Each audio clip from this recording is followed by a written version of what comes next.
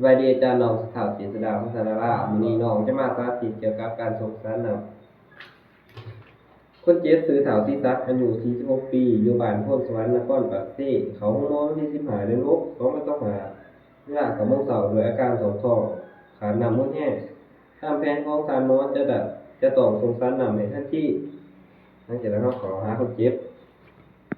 สบายดีพอบ้านได้ดีเมืองไหนอยู่พออยู่แข้งกับภาษาของเองเนาะพอเนาะลูกมีชื่อว่าทัดเจษฎาพัฒนาราเป็นนักศึกษาการแพทย์ลงฝึกงานอยู่แผนกนี้ได้ข่าวว่าพอตอกทองยางรุนแรงฉะนั้นลูกจึงจะส่งสารนำให้พอเด้อให้พอรอถาข่าวนึงเด้อพอเด้อ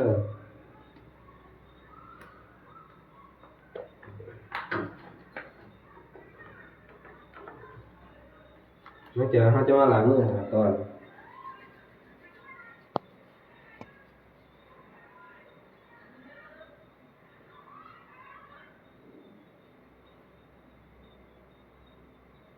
หลังจากนั้นเขาจะไม่เตรียมอุปกรณ์เนาะ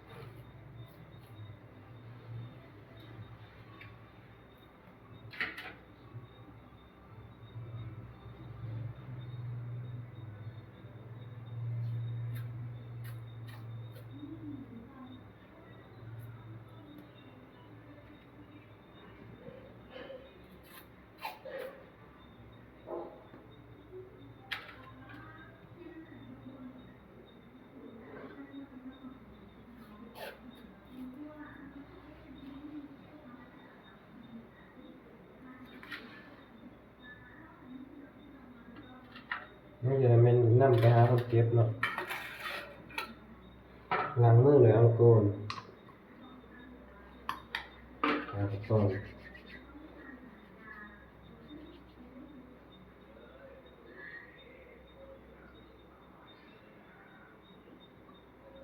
ใส่ถุงมือ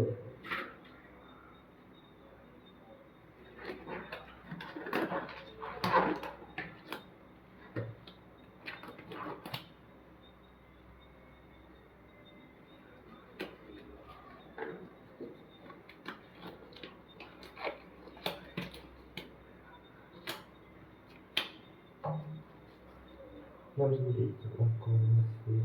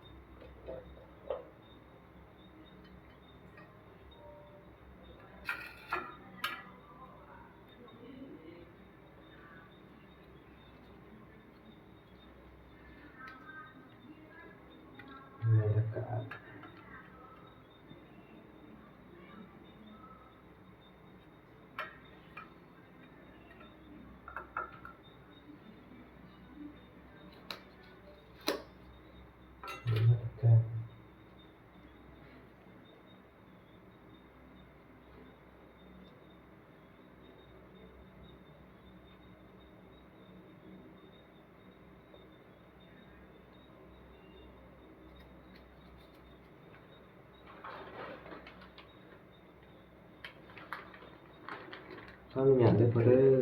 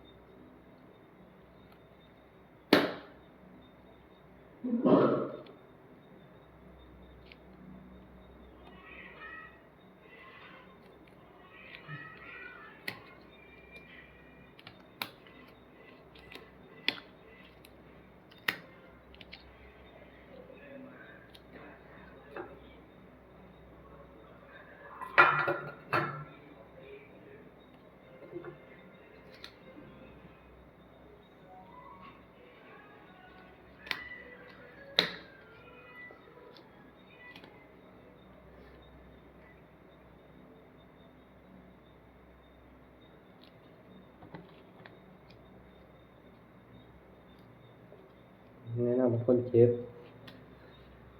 จ็บว่าถ้าหากเข็มพลิกหรือแนวหรือพอเป็นแนวใดมีอาการแนวใด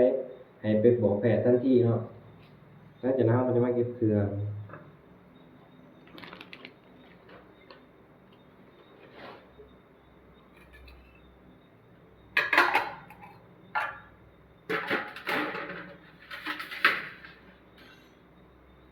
หลังจากนั้นเราจะมาถอดถุงมือ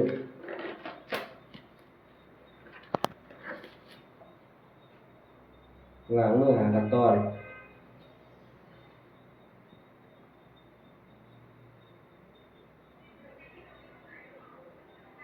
แต่ว่ามันคือของลูกมันเจ็บ